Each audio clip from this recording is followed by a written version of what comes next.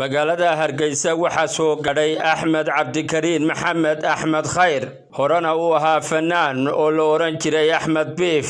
waxaa soo dhaweeyay saaxiibkiisii dhinaca fanka ay wada macasalaameeyeen Maxamed Mubaarak Axmed Khayr oo ugu horeyn madaarka cigaal ku hadlay waxa uu yiri Bismillahir Rahmanir Rahim Alhamdulillahi Rabbil Alamin wassalatu wassalamu ala nabiyil amin Muhammadin wa ala alihi wa sahbihi ajma'in أما بعد ولا ليال أدبان ugu faraxsanahay inaan magaalada Hargeysa aad igu soo dhaweysaan runtii saaxiibkay qaali ah walaalkay Maxamed Mubaarak aadbaan maaragtay runtii u qanacsanahay oo u kalsoonahay gagada diyaaradaha ee magaalada Cigaal International ayuu igu soo dhaweeyay walaalkay isagoo iyo asxaab kale to runtii insha Allah ta'ala وكلا ورقادن دونا محاضرooyin iyo xaaladahaas insha Allah isku wareysan doona hadii Allah awoodo la ogolaado dankiisa Maxamed Mubaarak ayaa saaxiibkii ku soo dhaweeyay Hargeysa waa sheekhi weyna Axmed Khayr markii horena uu taqaaneen Axmed Beef waa soo dhaweynaya waa saaxiibkay saaka safar buu inoogu yimi Hargeysa soo dhawo saaxiib wuxuu sida khayr kana waan isla garabsanaynaa محاضرooyinkii wanaagii imika group baanu nahay ma sha Allah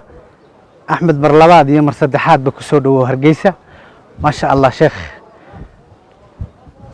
waa kugu soo dhaweynay aad baad u mahadsantahay welcome in hore waxa saaxiib ugu ahaydeen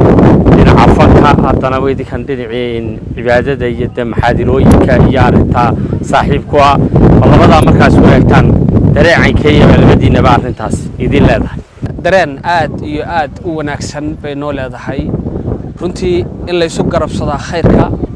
waa sharci diiniya weeye oo Ilaahay subhanahu wa ta'ala jideeyay rasuulkeena sallallahu alayhi wa sallam uu noo jideeyay marka inaanu khayrka isu garabsano wixii xumaanana aanu insha Allah la dagaalano waa sidii waa dariiqi rasuulka sallallahu alayhi wa sallam marka waanu faraxsanahay inaanu awal hawlo kale isu garabsan jiray maantana aanu isu garabsanayno khayrka waa talaabo aad iyo aad u fiican ilaahayna subhanahu wa ta'ala mahaddeeda iska leeyahay rabbi nasrunsiiyay oo wax walba ay gacantiisa ku jiraan subhanahu wa ta'ala marka aad baan ugu faraxsanahay inaan maaragtay sidaas u faraxsanaano sida uu sheegay de markii hore heesaha waan isku bacsan jirnay laakiin imika khayrka baan u kala horeynayna ma sha Allah waan inaad u wanaagsan Axmed Khayr igana horeeyay fanka hore uga baxay marka khayrkaasaan isla garabsanayna meel kasto Soomaali joogtana waa la tageynaa maxaadirada qorshaha iyaga imkaan baaraan degeynaa oo barida u dhigeynaa qoraal baan ku sameeynaa oo inala joogay Axmed Beef dhul badan waan u raacaynaa oo ku kulmaya ma sha Allah khayrka uu inoo sidana waynu ka qaadanayna ma sha Allah mar labaad iyo mar saddexaad ba ku soo dhawo Hargeysa